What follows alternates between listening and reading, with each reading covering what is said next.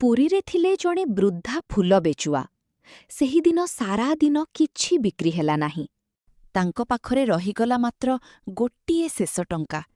ସେଇଟାରେ ଖାଇବେ କି ଜଗନ୍ନାଥଙ୍କୁ ଫୁଲ ଦେବେ?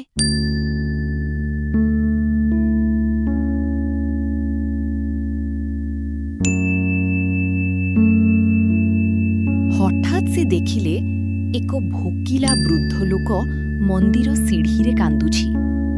ବୃଦ୍ଧା ଲୋକଟି ଭାବିଲେ, ଜଗନ୍ନାଥଙ୍କୁ ଫୁଲ ପରେ ଦେବି, ପ୍ରଥମେ ଏଇ ଭୋକିଲାର ଭୋକ ଶାନ୍ତ ହେଉ। ସେ ତାଙ୍କର ଶେଷ ଟଙ୍କାଟି ଲୋକଟିକୁ ଦେଇଦେଲେ, ଆଉ ନିଜେ ଭୋକିଲା ଅବସ୍ଥାରେ ଘରକୁ ଫେରିଲେ।